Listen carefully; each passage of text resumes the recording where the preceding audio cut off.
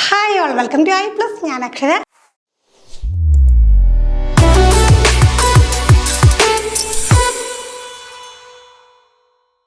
കേട്ടറ്റ് എക്സാമിനും അതേപോലെ സീറ്റഡ് എക്സാമിനേഷനും കോമൺ ആയിട്ട് ചോദിക്കാറുള്ള ഇംഗ്ലീഷ് പെഡഗോജി ക്വസ്റ്റ്യൻസ് വളരെ റീസെൻ്റ് ആയിട്ട് എക്സാംസിനൊക്കെ ചോദിച്ചിട്ടുള്ള ഇനിയും എന്താണ് ചോദിക്കാൻ സാധ്യതയുള്ള കുറച്ച് ക്വസ്റ്റ്യൻസാണ് ഡിസ്കസ് ചെയ്യാനായിട്ട് പോകുന്നത്. തീർച്ചയായും നിങ്ങൾ എന്താണ് ഉത്തരം കണ്ടെത്താനായിട്ട് ശ്രമിക്കുക. എത്ര ഉത്തരങ്ങൾ കൃത്യമായി കണ്ടെത്താൻ സാധിച്ചു എന്ന് തീർച്ചയായിട്ടും എന്ത് ചെയ്യുക, കമൻറ്റ് ചെയ്യുക. ആദ്യത്തെ ചോദ്യത്തിലേക്ക് കടക്കാം. Which one of the following is not advocated as an element for assessment in a poem? അപ്പോൾ നമ്മൾ ഇംഗ്ലീഷ് പെഡഗോജിയിലേക്ക് വരുമ്പോഴത്തേക്ക് നമുക്ക് എങ്ങനെയാണ് പോം, പ്രോസ്, ഒക്കെ ഫിക്ഷൻ ഇതൊക്കെ എങ്ങനെയാണ് പഠിക്കേണ്ടത്, എങ്ങനെയാണ് പഠിപ്പിക്കേണ്ടത്, അതിൻ്റെ ഭാഗമായിട്ട് നമ്മൾ ശ്രദ്ധിക്കേണ്ട എലമെൻറ്റ്സ് എന്തൊക്കെയാണ് എന്നൊക്കെ അറിഞ്ഞിരിക്കണം. ഓൾറെഡി സിലബസിലൊക്കെ ഇത് എടുത്ത് പറഞ്ഞിട്ടുള്ള കാര്യമാണ്. പോയിട്രി, പ്രോസ് ആൻഡ് ഫിക്ഷൻ ഇതൊക്കെ പഠിപ്പിക്കുന്ന സമയത്ത് നമ്മൾ അറിഞ്ഞിരിക്കേണ്ട കുറച്ച് കാര്യങ്ങളുണ്ട്. അപ്പം ഇവിടെ നമുക്ക് എന്തിനെക്കുറിച്ച് ചോദ്യം വന്നത്? അസസ്മെൻറ്റ് ഇൻ പോം. ഒരു പോയത്തെ അസസ് ചെയ്യുന്ന സമയത്ത് നമുക്ക് എന്താണ്, ഏതൊക്കെ ഫാക്ടേഴ്സ് നോക്കണം, ഏതൊക്കെ നോക്കണ്ട. അപ്പോൾ ഇതിൽ നമ്മൾ എന്താ കണ്ടെത്തേണ്ടത്? ഇതിൽ വരാത്ത എലമെൻ്റ് ഏത് എന്നാണ് ചോദ്യം. നമുക്ക് നോക്കാം. Poetic devices, theme of the poem, grammar, vocabulary. അപ്പം 4 കാര്യങ്ങൾ പറഞ്ഞിട്ടുണ്ട്. എന്തൊക്കെയാണ്? Poetic device, theme of the poem, grammar and vocabulary. അപ്പോൾ ഇവിടെ വരുമ്പോഴത്തേക്ക് നമ്മൾ മനസ്സിലാക്കേണ്ട കാര്യം എന്താണ്? നമ്മൾ കവിത പഠിപ്പിക്കുമ്പോൾ നമ്മൾ പഠിച്ച കവിതകളൊക്കെ ഒന്ന് ആലോചിച്ച് നോക്കിയാൽ മതി. തീർച്ചയായിട്ടും പോയറ്റിക് ഡിവൈസസ് അല്ലേ, വളരെ ഇമ്പോർട്ടൻ്റ് ആണ്. നമ്മൾക്ക് പോയറ്റിക് ഡിവൈസസ് എന്ന് പറയുമ്പം ജസ്റ്റ് നമ്മൾ സിമ്പിളായിട്ട് പറയാറുണ്ട്, നമ്മൾ ആഭരണങ്ങൾ ധരിച്ച് നമ്മളുടെ സൗന്ദര്യത്തെ എൻഹാൻസ് ചെയ്യുന്ന പോലെ എന്ത് ചെയ്യുന്നു, കവിതകൾക്ക് അലങ്കാരം എന്ന് പറയാറുണ്ട്. അതാണ് ഈ പോയറ്റിക് ഡിവൈസസ് എന്ന് പറയുന്നത്. അലങ്കാരങ്ങൾ, പല രീതിയിലുള്ള അലങ്കാരങ്ങൾ നമ്മൾ ഉപയോഗിക്കും. കോമൺ ആയിട്ടുള്ള അലങ്കാരങ്ങളൊക്കെ എന്താണ്? മെറ്റഫേഴ്സ് വരും, സിമിലി വരും, പേഴ്സോണിഫിക്കേഷൻ വരും, അലിട്രേഷൻ, എസോണൻസ് പോലെയൊക്കെയുള്ള കാര്യങ്ങൾ അറിഞ്ഞിരിക്കണം. ഇതെവിടെയാണ് ചോദ്യം ചോദിക്കുന്നത്? ഇവിടെയല്ല. നമുക്ക് 15 മാർക്കിൻ്റെ കോംപ്രിഹെൻഷൻ എവിടെ ചോദിക്കും? നമുക്കിതുപോലെ സീറ്റഡ് എക്സാമിനേഷൻ ചോദിക്കും. കേറ്റഡ് എക്സാമിനേഷൻ ആണെങ്കിലും ഇംഗ്ലീഷ് കോംപ്രിഹെൻഷൻ കാണും. അപ്പോൾ അവിടെ എന്താണ്, ഇതുപോലെ പോയറ്റിക് ഡിവൈസ് പർട്ടിക്കുലർ ലൈൻ എടുത്ത് തന്നിട്ട് ഇവിടെ പറഞ്ഞുള്ള ഡിവൈസ്, ഇവിടെ യൂസ് ചെയ്തിട്ടുള്ള പോയറ്റിക് ഡിവൈസ് ഏത് എന്ന് ചോദിക്കും. അപ്പോൾ നമുക്ക് ഉത്തരം കണ്ടെത്തണമെങ്കിൽ ബേസിക് ആയിട്ടുള്ള പോയറ്റിക് ഡിവൈസ് ഒക്കെ നമ്മൾ അറിഞ്ഞിരിക്കണം. സ്കൂൾ ലെവലിൽ തന്നെ നമ്മൾ പഠിച്ചിട്ടുള്ളതാണ്. അപ്പോൾ ആ ഐഡിയ ഒക്കെ എന്താണെന്ന് ബ്രഷപ്പ് ചെയ്ത് വെച്ചേക്കണം. അപ്പോൾ നമുക്ക് നോക്കാം. പോയറ്റിക് ഡിവൈസ് തീർച്ചയായിട്ടും ഉണ്ടെന്ന് മനസ്സിലായി. തീം ഓഫ് ദ പോം, എപ്പോഴും എന്താണ് ആ കവിതയുടെ തീം നമുക്ക് ഇമ്പോർട്ടൻ്റ് ആണല്ലേ, അത് നമ്മൾ അറിഞ്ഞിരിക്കണം. ദെൻ നമുക്ക് 2 ഓപ്ഷൻ ഉണ്ട്, ഗ്രാമർ ആൻഡ് വൊക്കാബുലറി. തീർച്ചയായിട്ടും നമ്മൾ പോയിട്രിയിൽ അതിൻ്റെ വൊക്കാബുലറി, വാക്കുകളുടെ ഭംഗിയൊക്കെ നമ്മൾ നോക്കാറുണ്ട്. പക്ഷേ എന്ത് നമ്മൾ നോക്കില്ല? ഗ്രാമർ നോക്കാറില്ല. അപ്പം നോക്കിക്കും, ഈ ഗ്രാമർ എന്ന് പറയുന്ന സംഗതി നമുക്ക് അല്ലാതെ ഉള്ള ഇപ്പോൾ ഒരു സ്പീച്ച് തയ്യാറാക്കുന്നു അങ്ങനെയൊക്കെ വരുമ്പോഴത്തേക്ക് എന്താണ് അവിടെ നമുക്ക് ഗ്രാമറിന് ഇമ്പോർട്ടൻസ് ഉണ്ട്. പക്ഷേ ഒരു കവിത എന്ന് പറയുമ്പോഴത്തേക്ക് എന്താണ് അവിടെ ഗ്രാമർ റൂൾസ് നമ്മൾ നോക്കാറില്ല. അവിടെ സർഗാത്മകത, ക്രിയേറ്റിവിറ്റിക്കാണ് പ്രാധാന്യം. അല്ലാതെ അത് സ്ട്രിക്റ്റ് ആയിട്ട് ഗ്രാമറിൽ അധിഷ്ഠിതമായി നിൽക്കുന്ന ഒരു സംഗതി അല്ല എന്ത് ഈ കവിതകളും. കവിതകൾ ആലോചിച്ച് നോക്കിയാൽ മതി, നമ്മൾ കണ്ട കവിതകൾ ആലോചിച്ച് നോക്കിയാൽ മതി. കൃത്യമായിട്ട് എന്താണ്, ഫസ്റ്റ് ക്യാപിറ്റൽ ലെറ്റർ തുടങ്ങണം, തീരുമ്പോൾ ഫുൾ സ്റ്റോപ്പ് ഇടണം, എക്സ്ക്ലമേഷനും ക്വസ്റ്റ്യൻ മാർക്കും ഒക്കെ കൃത്യമായിട്ട് ഇടണം. പിന്നെ എന്താണ്, ലൈൻസ് ഇടയ്ക്ക് ബ്രേക്ക് ആവാൻ പാടില്ല, അങ്ങനെയൊന്നും പറഞ്ഞിട്ട് കാര്യമില്ല. നമ്മൾ കവിതകളിൽ എന്താണ് ഇതെല്ലാം വരും. ചിലപ്പോൾ നമ്മൾ കാണാറുണ്ടല്ലോ എൻചാൻമെൻറ്റ്, എന്താ കവിത ഇങ്ങനെ ഒരു ലൈൻ പകുതിക്ക് വെച്ച് ബ്രേക്ക് ആയിട്ട് അടുത്ത ലൈൻ്റെ കൂടെ ഇരിക്കുന്നു, ആ ഒരു രീതിയിലൊക്കെ വരുന്ന രീതിയിൽ എന്താണ്, അതൊക്കെ പോയറ്റിക് ഡിവൈസാണ്. കവിതയുടെ ഭംഗി കൂട്ടാനായിട്ട് നമ്മൾ ഉപയോഗിക്കുന്ന കുറേ സംഗതികളാണ്. അപ്പോൾ നോക്കിയാൽ അപ്പോൾ ഇവിടെ നമുക്ക് ഗ്രാമർ ഒരിക്കലും എന്താണ് ഒരു പോയത്തെ അസസ് ചെയ്യുന്നതിൽ ഇങ്ങനെയൊക്കെയാണ് ഗ്രാമർ ഉപയോഗിച്ചിരിക്കുന്നത്, ഗ്രാമർ എലമെൻറ്റ്സ് ഇതൊക്കെയാണ് എന്ന് പറഞ്ഞ് നമ്മൾ ഒരിക്കലും എന്താണ് അതിനെ അളക്കാറില്ല, അസസ് ചെയ്യാറില്ല. ഓക്കെ, അടുത്ത ചോദ്യം. A teacher asked her learners to watch a movie 2 days ago and now she asked them to have a discussion on what would they do if they were the hero or heroine of the movie. What is this assessment task known as? ഒരു പ്രത്യേകതരം assessment ടാസ്കിനെ കുറിച്ചുള്ള ചോദ്യമാണ്. അപ്പോൾ എന്താണ് ചോദ്യം? കുട്ടികളോട് cinema കണ്ടിട്ട് വരാനായിട്ട് പറഞ്ഞു 2 ദിവസം മുമ്പ്. എന്നിട്ട് എന്ത് ചെയ്യുന്നു?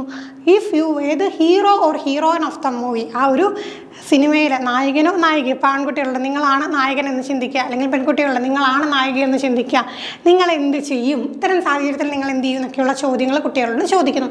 അപ്പോൾ അവർ അവരുടേതായിട്ടുള്ള ഉത്തരങ്ങൾ പറയുന്നു. ഇത്തരത്തിലുള്ള അസസ്മെൻറ്റിന് പറയുന്ന പേര് എന്താണ്? ഇത്തരത്തിലുള്ള അസസ്മെൻറ്റ് ടാസ്ക് ആണ് കേട്ടോ. ഈ ഒരു ടാസ്കിന് പറയുന്ന പേരെന്തെന്നാണ് ചോദ്യം. അപ്പോൾ നമുക്ക് ഓപ്ഷൻസ് നോക്കാം. Extrapolative task, critical pedagogy, speaking task, thinking task. അപ്പോൾ ഈ 2 കാര്യങ്ങളൊക്കെ സ്പീക്കിംഗ് ടാസ്ക് എന്താണ്, സംസാരിക്കാനുള്ള ടാസ്ക് കൊടുക്കുന്നു. തിങ്കിങ് ടാസ്ക്, തിങ്ക് ചെയ്യാനുള്ള ടാസ്ക് കൊടുക്കുന്നു. അത് ജനറൽ ആയിട്ടുള്ള 2 ഐഡിയാസ് ആണല്ലേ. പക്ഷേ ഇവിടെ എന്താണ് കുറച്ചുകൂടെ സ്പെസിഫിക് ആയിട്ട്, എന്താണ് സ്പെസിഫിക് ആയിട്ട് കൊടുത്തേക്കുന്നത്? ഒരു പർട്ടിക്കുലർ സന്ദർഭത്തെ അവരവരുടേതായ രീതിയിൽ അവരുടെ ഭാവന ഉപയോഗിച്ചുകൊണ്ട് എന്ത് ചെയ്യുക, അതിനെക്കുറിച്ച് പറയുക എന്നുള്ള ഒരു കാര്യമാണ്. അപ്പം നോക്കാം, ഇവിടെ നമുക്ക് ഓൾറെഡി പറഞ്ഞു സിനിമ കണ്ടിട്ട് അവരുടെ ഭാവന അനുസരിച്ചുകൊണ്ട് പറയാനാണ്. അപ്പോൾ അത്തരം ടാസ്കുകൾക്ക് നമ്മൾ പറയുന്ന പേരെന്താണ്? എക്സ്ട്രാപൊളേറ്റീവ് ടാസ്ക് എന്നാണ് പറഞ്ഞ പേര്. നിങ്ങൾ അതുപോലെ പഠിച്ചു വെച്ചാൽ മതി. എന്താണ് എക്സ്ട്രാപൊളേറ്റീവ് ടാസ്ക് എന്ന് വെച്ച് കഴിഞ്ഞാൽ ഒരു ഹൈപ്പോത്തറ്റിക്കൽ ആയിട്ടുള്ള അല്ലെങ്കിൽ ഇമാജിനറി ആയിട്ടുള്ള സിറ്റുവേഷൻ കൊടുത്തിട്ട് അവിടെ എങ്ങനെ ബിഹേവ് ചെയ്യും എന്നുള്ള കാര്യം പറയുന്നതാണ്. ഓക്കെ, അപ്പോൾ അതാണ് എക്സ്ട്രാപൊളേറ്റീവ് ടാസ്ക്. ഇനി ക്രിട്ടിക്കൽ പെഡഗോജി നമുക്കറിയാം അല്ലേ. പെഡഗോജിയിൽ നമുക്കറിയാം സ്റ്റുഡൻറ് സെൻട്രിക് ആണ്, എല്ലാം ശരിയാണ്. ക്രിട്ടിക്കൽ പെഡഗോജി എന്താണ്? പൗലോ ഫ്രയറിൻ്റെ ഐഡിയ ആണ്. സ്റ്റുഡൻസ് എപ്പോഴും എന്തായിരിക്കണം, ഏതൊരു കാര്യമാണെങ്കിലും അതിനെ എപ്പോഴും എന്ത് ചെയ്യണം, ബാക്കിയുള്ളവർ പറയുന്നത് അങ്ങനെയാണ് അതുകൊണ്ട് ഇത് ശരിയെന്ന് വിശ്വസിക്കാതെ എന്ത് ചെയ്യണം, ക്രിട്ടിക്കലി നോക്കിക്കാണണം. ഓക്കെ, അപ്പോൾ എന്താണ് എല്ലാവരും ഒരു സംഗതി എന്താണ് ഐക്യകണ്ഠേന ശരിയെന്ന് പറയുന്നു, പക്ഷെ അത് ശരിയാകണമെന്നില്ല. അതിനെ ക്രിട്ടിക്കലി നോക്കിക്കാണാം. മിസ്റ്റേക്കുകൾ ഉണ്ടെങ്കിൽ, വ്യവസ്ഥിതികളിൽ പ്രശ്നങ്ങളുണ്ടെങ്കിൽ തീർച്ചയായും വിദ്യാർത്ഥികൾ പെഡഗോഗ്സ് എന്ത് ചെയ്യണം, ആ ശബ്ദം ഉയർത്തണമെന്നാണ് ആ ഒരു തിയറി പറയുന്നത്. ഓക്കെ, അടുത്ത ചോദ്യം, what is fluency in reading means? വായനയിൽ ഫ്ലുവൻസി, സ്ഫുടത എന്നൊക്കെ നമ്മൾ പറയുമല്ലേ, അത് എന്താണ്? Ability to read text at ease with expression, ability to read a text without any mistake at all, ability to interpret the text, ability to read without any grammatical errors. അപ്പോൾ എന്താണ് ടെക്സ്റ്റിനെ വളരെ easy ആയിട്ട് എന്താണ് എക്സ്പ്രഷനോട് കൂടി. അപ്പോൾ എന്താണ് കവിതകളൊക്കെ നമ്മൾ വായിക്കുന്ന സമയത്ത് എന്താണ് ആ ഒരു കവിതയുടെ ഭാവം ഉൾക്കൊണ്ടൊക്കെ നമ്മൾ വായിക്കാറുണ്ട് അല്ലേ, അല്ലെങ്കിൽ നമ്മൾ ചൊല്ലാറുണ്ട്. അതാണ് പറയുന്നത്. Ability to read a text without any mistake at all, ഒരു മിസ്റ്റേക്ക് പോലും വരാതെ ടെക്സ്റ്റ് വായിക്കാം. എബിലിറ്റി ടു ഇന്റർപ്രറ്റ് ദ ടെക്സ്റ്റിനെ എന്താണ് മനസ്സിലാക്കുക, വിശകലനം ചെയ്യുക. പിന്നെ എന്താ ability to read without any grammatical errors, grammar errors ഒന്നും വരാതെ തന്നെ എന്ത് ചെയ്യാം, അതിനെ വായിക്കുക. അപ്പോൾ നമുക്ക് ഓൾറെഡി പറഞ്ഞപ്പോൾ തന്നെ ഉത്തരം പിടികിട്ടി. എന്തായിരിക്കും? Ability to read a text at ease with expression, വളരെ ഈസി ആയിട്ട് തപ്പിത്തടയാതെ ഫ്ലുവൻ്റ് ആയിട്ടെന്ന് പറയുമ്പോൾ എന്താണ് അവിടെ തപ്പിത്തടച്ചിലുകളൊന്നുമില്ല, വളരെ ഈസി ആയിട്ട് വായിച്ചു വിത്ത് എക്സ്പ്രഷൻ. അപ്പോൾ എന്താണ് നമ്മളിപ്പോൾ സംസാരിക്കുന്ന ഒരേ ടോണിൽ ഇങ്ങനെ സംസാരിച്ചുകൊണ്ടിരുന്നു കഴിഞ്ഞാൽ നമുക്ക് ബോറടിക്കത്തില്ല. അപ്പോൾ എന്ത് ചെയ്യണം, കൃത്യമായിട്ടുള്ള ഒരു ടോണൊക്കെ ഉപയോഗിച്ചുകൊണ്ട് എക്സ്പ്രഷനൊക്കെ ഉപയോഗിച്ചുകൊണ്ട് എന്ത് ചെയ്യണം, ആ ഒരു പർട്ടിക്കുലർ ടെക്സ്റ്റിനെ വായിക്കുകയാണെങ്കിൽ അതിനെ നമ്മൾ എന്ത് പറയും, ഫ്ലുവൻസി എന്ന് പറയും. അടുത്ത ചോദ്യം, as per Stephen Krashen the effective language teacher is someone who can provide input and help make it dash in a low anxiety situation. നമ്മൾ ഓൾറെഡി പഠിച്ചിട്ടുണ്ട്, വളരെ ഇമ്പോർട്ടൻ്റ് ആണ് എന്ത്, സ്റ്റീഫൻ ക്രേഷൻ്റെ തിയറി. അപ്പോൾ അദ്ദേഹത്തിൻ്റെ മോണിറ്റർ ഹൈപ്പോത്തസിസ് ഒക്കെ നമ്മൾ പഠിച്ചിട്ടുള്ളതാണ്, അതിനെ ബേസ് ചെയ്തിട്ടുള്ളൊരു ചോദ്യമാണ്. അപ്പോൾ നോക്കിക്കേ, ഒരു ലാംഗ്വേജ് ടീച്ചർ എന്ന് പറഞ്ഞു കഴിഞ്ഞാൽ ആരാണ്? ഹൂ ക്യാൻ പ്രൊവൈഡ് ഇൻപുട്ട് ആണ്. അപ്പോൾ അദ്ദേഹം എന്താ പറഞ്ഞത്, ഇങ്ങനെ ഇൻപുട്ട് കൊടുക്കുന്നു, പ്രോസസ്സ് ചെയ്യുന്നു, ആ ഒരു രീതിയിലൊക്കെയാണ് അദ്ദേഹത്തിൻ്റെ തിയറി വരുന്നത്.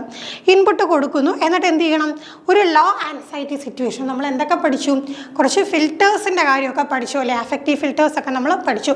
ചില സാഹചര്യങ്ങൾ എന്ത് ചെയ്യുന്നു, നമുക്കൊരു കാര്യം പഠിക്കുന്നതിനെ ഹെൽപ്പ് ചെയ്യുകയും ചില കാര്യങ്ങൾ എന്ത് ചെയ്യുന്നു, അതിനെ പിറകോട്ട് വലിക്കുകയും ചെയ്യുന്നു. അപ്പോൾ അതിലൊന്നാണ് എന്ത് ഈ പറഞ്ഞിട്ടുള്ള ആൻസൈറ്റി എന്ന് പറയുന്നത്. അപ്പോൾ ആൻസൈറ്റി, ഉത്കണ്ഠ കുറച്ചുകൊണ്ട് എന്ത് ചെയ്യണം, നല്ല രീതിയിൽ എന്ത് ചെയ്യാനുള്ള ഇൻപുട്ട് പ്രൊവൈഡ് ചെയ്യണമെന്നാണ് ചോദ്യം. ഓപ്ഷൻസ് നോക്കാം. Easier, grammatical, comprehensible, fluent. അപ്പോൾ ഇവിടെ ഏറ്റവും ആപ്റ്റായിട്ട് വരുന്ന ഉത്തരം കണ്ടെത്താനാണ്. അപ്പോൾ നോക്കിക്കുകയും ഇവിടെ എന്താണ് ഏറ്റവും ആപ്റ്റായിട്ട് വരുന്ന ഒരു ഇൻപുട്ട് കൊടുത്ത് എങ്ങനെയായിരിക്കണം ലോ ആൻസൈറ്റി സിറ്റുവേഷനിൽ അത് മനസ്സിലാക്കിയെടുക്കാനായിട്ട് സാധിക്കണം. അപ്പോൾ അതിന് തത്തുല്യമായിട്ടുള്ള പദം ഏതാണ്? Comprehensible. The effective language teacher is someone who can provide input and help make it comprehensible in a low anxiety situation. Low anxiety സിറ്റുവേഷനിൽ അത് മനസ്സിലാക്കിയെടുക്കാനായിട്ട് സാധിക്കണം. ലാസ്റ്റ് ക്വസ്റ്റ്യനിലേക്ക് കടക്കാം. A teacher divides a class into group of 5 and ask them to discuss what they would do if they were caught in one of the following situation. 3 situation teacher കൊടുക്കുകയാണ്. ഇതിൽ ഏതെങ്കിലും ഒരു സിറ്റുവേഷൻ നിങ്ങൾ പെട്ടുപോയി, നിങ്ങൾ എന്ത് ചെയ്യും?